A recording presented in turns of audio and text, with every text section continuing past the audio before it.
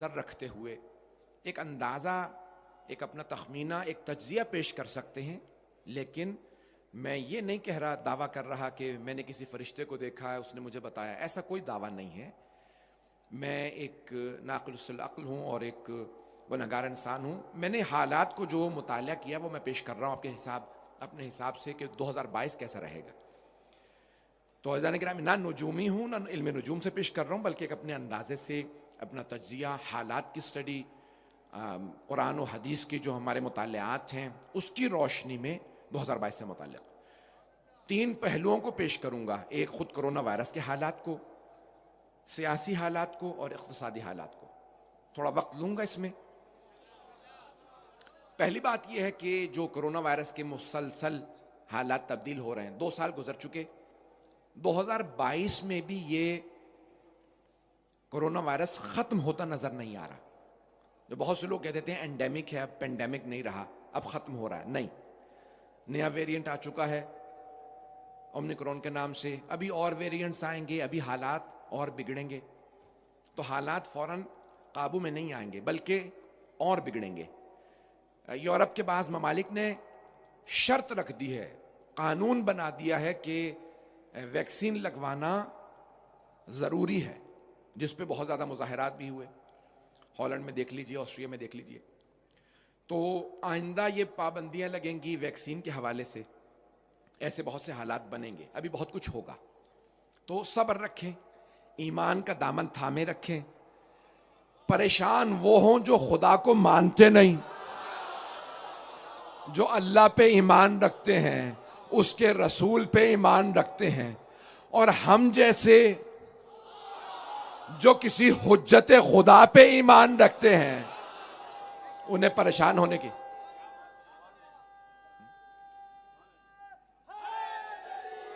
यार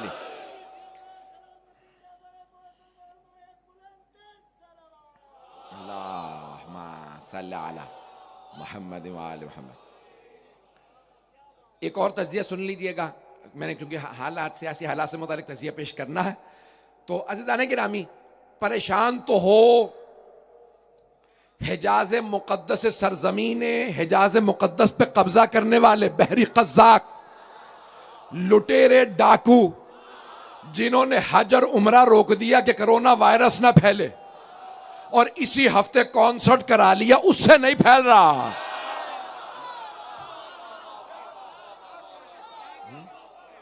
अगर गैरत दीनी होती, शायद ये अहले बैत अलैहिस्सलाम के मानने वाले ही सिखा सकते हैं।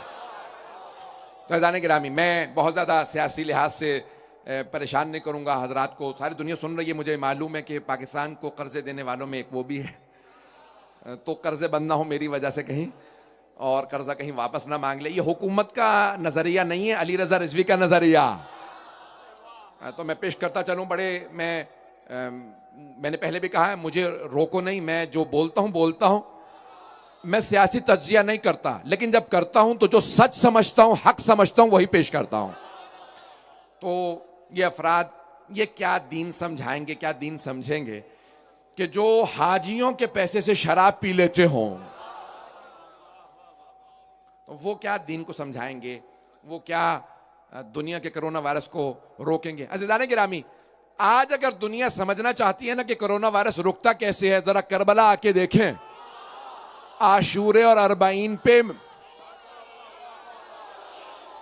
70 लाख से ज्यादा मजमा आशूरे पे था, 1.5 करोड़ से ज्यादा मजमा अरबाइन पे था।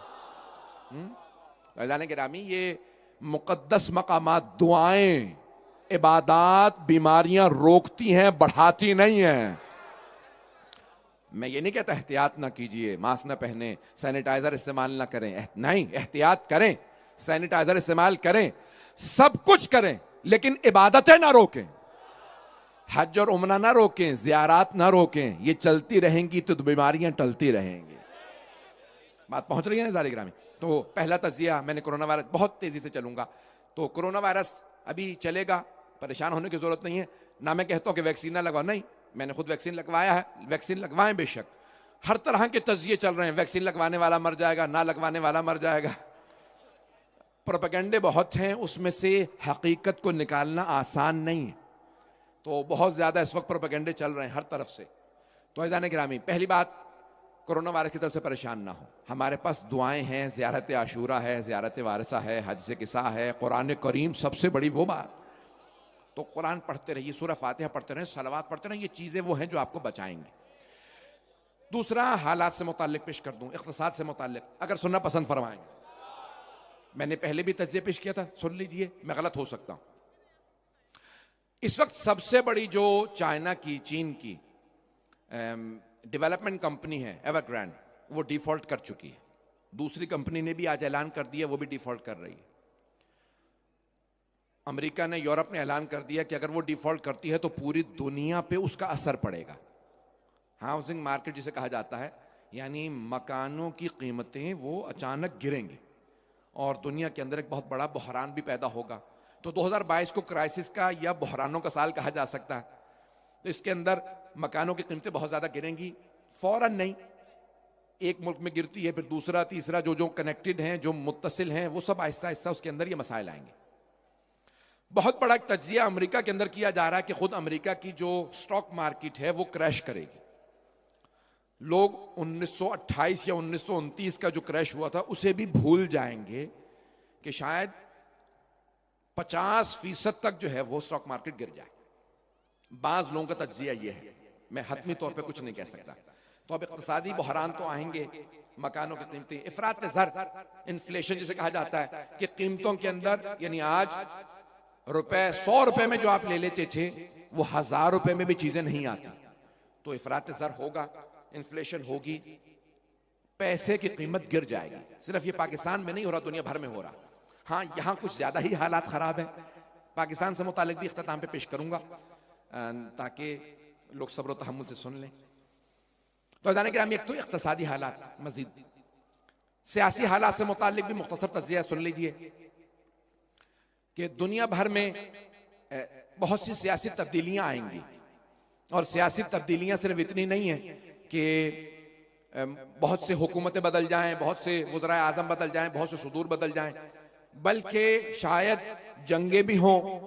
और 4-5 मकामात पे इस वक्त जंग नजर आ रही है, लोग बहुत सख्त परेशान हैं। एक तो खुद ताइवान, जहां पे अमेरिका और चीन के मद्दे मुकाबिल आ सकते हैं, यूक्रेन जहां रूस और अमेरिका मद्दे मुकाबिल हैं, खुद इसराइल और ईरान का, अगर अमेरिका के और ईरान की मुज़ाकरात जो इस वक्त वियना में हो रहे हैं गुज़श्ता 2 हफ्तों से नाकाम हो जाए तो उसके भी बहुत ज्यादा बुरे असरात होंगे दुनिया पे। तो अज़ीज़ान गिरामी, बहुत से लोग कह रहे हैं प्रॉक्सीज होंगी, बहुत से कह रहे हैं नहीं जंगें होंगी, बहुत से समझते हैं कि जंग नहीं होगी, अब सिर्फ और सिर्फ छोटे पैमाने की प्रॉक्सीज होंगी। बहरहाल मुझे इससे तज्जिया नहीं पेश करना।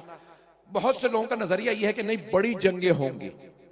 और बड़े बड़े तज्जिया निगार ये कह रहे हैं कि अगर नकारा जंग अगर आप सुन नहीं सकते तो शायद वो अफराद जो सुन नहीं पा रहे हैं वो शायद बहरे हैं, तो जंग के नकारे बज रहे हैं। लेकिन मैं घबरा नहीं रहा, डरा नहीं रहा। इन तमाम के अंदर एक बात याद रखिएगा, मेरी हुकूमतों से भी यही एक अपील है, दरखास्त है कि इस मेरे जुमले को खास तौर से गौर से सुनिएगा, और अपने भाइयों से, अपनी बहनों से, अपने बच्चों से, अपने बुजुर्गों से भी। जनाबे अमीर फरमाते हैं, कभी भी कुफ्र की कसरत से ना डरना, शैतान की कसरत से ना डरना, और अपनी किल्लत से ना डरना, क्योंकि उनके साथ खुदा नहीं, तुम्हारे साथ खुदा है। और इसकी सबसे बड़ी मिसाल देखनी हो तो करबला है, जहां इतना बड़ा लश्कर यजीद आ गया, हुसैन इब्न अली 72 के साथ डटे रहे, और जब 72 लाशें उठाने के बाद असर के वक्त भूख और प्यास में मैदान में आए तो आपने कहा ला माबूद सिवाक, वो अल्लाह तेरे सिवा कोई माबूद नहीं, मुझे किसी का खौफ नहीं, जबकि मुझे यकीन है तू मेरे साथ है।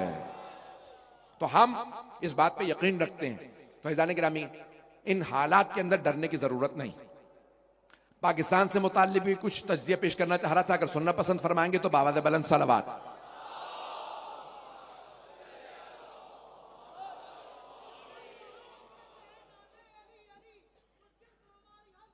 मुश्किल कुशाली, बोलो नारा हैदरी, बोलो नारा इस्लाम।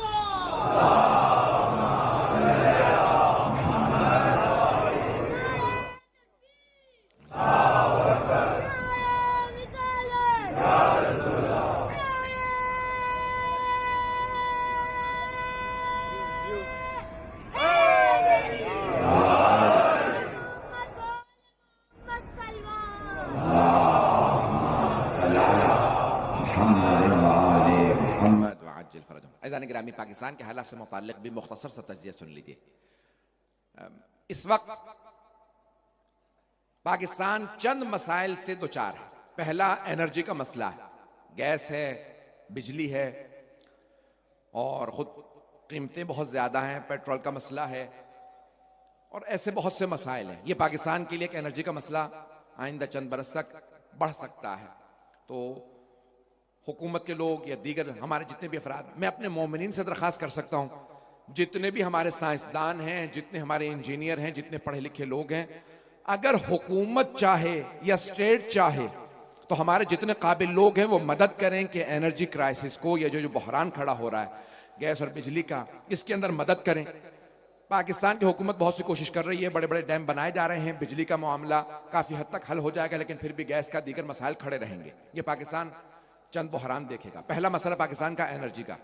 दूसरा जो मसला पाकिस्तान के लिए आइंदा भी कुछ अरसे चलेगा, वो पाकिस्तान के अंदर ये इफरात ज़र का मसला है और कर्जे, इसके अंदर करप्शन।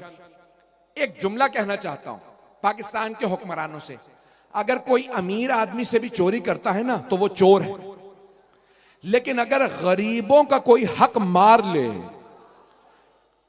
महरूमों का हक ले जाए, तो याद रखिएगा उसकी सजा इतनी सख्त है कि आप शायद दुनिया में उसे देख ना पाएं, लेकिन कब्र से अजाब शुरू होगा, बल्कि मौत से अजाब शुरू होगा। सरवर कायनात फरमाते हैं कि मौत जानकनी के वक्त में सबसे ज्यादा अजियत उसे होती है जिसने रियाया पे जुल्म किया। तो कभी गरीबों का टैक्स का पैसा चुरा के अपनी कोठियां ना बनाएं, अपने महल ना बनाएं, अपनी गाड़ियां ना खरीदें, ये गरीब आवाम है। तो ये पाकिस्तान के अंदर एक मसला बहुत देर तक रहेगा। 3 और मसाइल पेश कर रहा हूं, उसके बाद आगे बढ़ जाऊंगा। आप लोगों को परेशान नहीं करना चाहता, मैं जानता हूं हुकूमत के इदारे सब सुन रहे हैं। एक बहुत बड़ा मसला हमारी अदलिया का मसला है। तो हमारी अगर अदलिया इंसाफ फराहम करने लगे तो जितने भी लॉ इन्फोर्समेंट एजेंसीज हैं, जितने भी हमारे कानून नाफिज करने वाले इदारे हैं, वो उन सब की इस्लाह हो जाएगी। पुलिस की इस्लाह हो जाएगी, जितने इदारे हैं सबकी इस्लाह हो जाएगी, अगर उन्हें यह पता हो कि अदालतों से इंसाफ आने लगेगा। मैं जानता हूं सख्त जुमले कह रहा हूं, क्योंकि अदलिया का मुझे ज्यादा भुगतना पड़ सकता है, पाबंदियां लगाना उन्हीं के हाथ पे होता है। मुझे परवाह नहीं है, जनाब अमीर अलैहिस्सलाम ने भी जब जब नाइंसाफी हुई तो आपने आवाज बुलंद की और सब हुक्मरानों ने कहा अगर अली ना होते तो हम हलाक हो जाते। 70 मकामात पे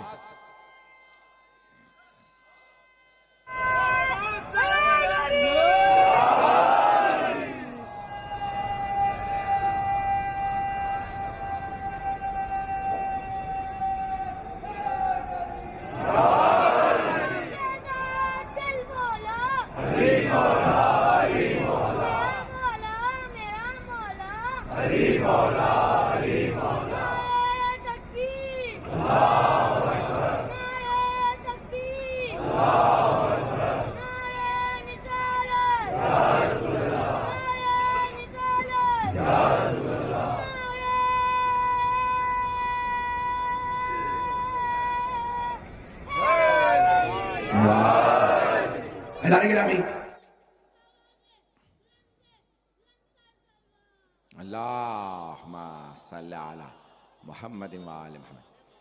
मैं मौजूदा हालात के तनाजुर में कहूंगा कि अदालतें जहां पे इंसाफ फराहम ना करें वहां बहुत सी आफात समावी भी आती हैं। याद रखिएगा, जब तक जुल्म के खिलाफ आवाज बुलंद ना की जाए जुल्म बढ़ता रहता है और नतीजा सबको भुगतना होता है। उसकी सादा सी मिसाल दे रहा हूं, अगर यहां कोई जालिम आए और सारे के सारे ये चिराग बुझाने लगे, सब जितने भी यहां लाइटें सब तोड़ने लगे, ऐसा नहीं कि सिर्फ वो जालिम रोशनी से महरूम होगा, रोशनी से सब महरूम होंगे। फरीजा लोग जो यहां बैठे हैं उनका यह है, इन रोशनियों को तोड़ने वाले के हाथ को रोके। बात पहुंच रही है हजरात तक? गिरामी, इसलिए अदालतों को इंसाफ फराहम करना जरूरी है। अगर वो फराहम ना करें तो उनके खिलाफ आवाज भी बुलंद करना जरूरी। चौथा मसला जो पेश करना चाहता हूं, बहुत जल्दी जल्दी चल रहा हूं। पाकिस्तान के अंदर बहुत से मसाइल हैं, मसाइलिस्तान बनता चला जा रहा है, लेकिन याद रखिएगा यहां बसने वाले कसीर तादाद में शिया, इनका फरीजा यह बनता है फैसलों में हिस्सा ले, सिर्फ सर्विस प्रोवाइड ना करें बल्कि जब हुकूमतें बने तो फैसलों में हिस्सा ले। अगर हुकूमत फैसला करती है और हम खामोश बैठे रहते हैं, फिर हमारा हक नहीं बनता कि कहें कि तुमने हमें फैसले में शरीक नहीं किया, फैसले में हिस्सा लें। अगर गलत फैसला हो रहा हो तो आवाज बुलंद करें। तमाम फैसलों में हमें हिस्सा लेना जरूरी है। मुझे नहीं मालूम मैं बात पहुंचा पा रहा हूं या नहीं। पाकिस्तान बनाने वाले शिया थे, कायदे आजम मोहम्मद अली जिन्ना शिया थे, जिन नवाबों ने राजाओं ने पैसा लगाया वो सब शिया थे। आने वाले बसने वालों में शिया भी थे, दूसरे भी थे। अजीजाने गिरामी, जब फैसले हों तो हिस्सा लीजिए, तमाशबीन न बने कि हुकूमत जो मर्जी फैसला करते देखते रहे। नहीं, हमें इन हुकूमत के फैसलों में हिस्सा लेना और सिर्फ देखे मत, तमाम के तमाम इदारों में हिस्सा बनिए। चाहे फौज का इदारा हो, चाहे एस्टेब्लिशमेंट हो, पुलिस हो, तमाम इदारों में जाए। वो उलमा जो कहते हैं हिस्सा मत लो, खबरदार, उनकी मत सुनिएगा, हिस्सा मत लो, तमाशबीन बने रहो। इसका मतलब है ये मुल्क छोड़ दो अगर बैठे रहो। हमें इस मुल्क में रहना है, हमें इसके तमाम इदारों में हिस्सेदार बनना चाहिए। हम हर जगह पे अपनी सर्विस भी दें, फैसला भी करें। बहुत खुल के बोलूंगा। फैसला नहीं करोगे तो इस हुकूमत के तमाम फैसलों के ऊपर तनकीद का हक नहीं रहता। तनकीद का हक तब बनता है जब फैसलों में भी हिस्सा रहो और उन फैसलों के अंदर कहो ये फैसला खिलाफ शरीयत, ये फैसला खिलाफ कुरान, ये फैसला कुरान हदीस है। तमाम फैसलों में हमारा हिस्सा बनता है। मैं बहुत सा इस पे बोल सकता हूं लेकिन ज्यादा नहीं बोलना चाहता। तो इसमें हिस्सा लेना हमारा फर्ज है ताकि हम इस्लाह कर सकें। जानना भी जरूरी है, फैसलों में हिस्सा लेना भी जरूरी है। आखिरी बात पेश करूंगा, जनाब सैयदा की खुशनुदी के लिए बाबा बुलंद सलवात पढ़ें।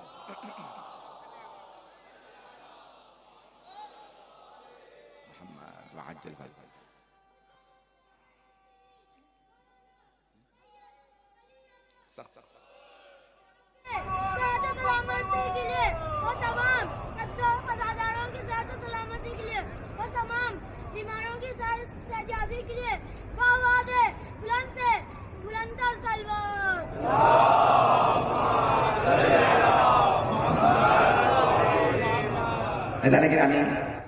बात बातें शायद मैं सब कह रहा हूं, लेकिन बहरहाल शायद मैं मफहूम ना पहुंचा पाऊं। लेकिन ये नहीं मैं कह रहा कि ये मौजूदा जो निज़ाम है इसके अंदर इस्लाह की जरूरत है। मौजूदा निज़ाम के अंदर इंप्रूवमेंट के अंदर मेरा सिर्फ इतना कहना कि अगर हम कोई किरदार अदा कर सकते हैं तो हमारा किरदार अदा करना लाजिम और जरूरी है।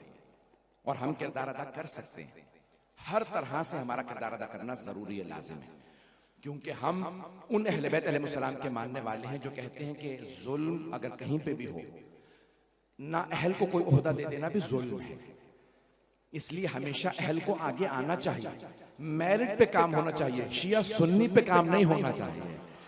अगर कोई हिंदू या ईसाई भी अहलियत रखता हो, डॉक्टर अच्छा हो, तो उससे इलाज कराना जायज है। तो ये नहीं देखना चाहिए कि नहीं मैं ये किस दीन का किस मजहब का है, बल्कि जो भी अहलियत रखता है उसका आगे आके इस्लाह करना बहुत लाजिम और जरूरी है। मैं एक और बात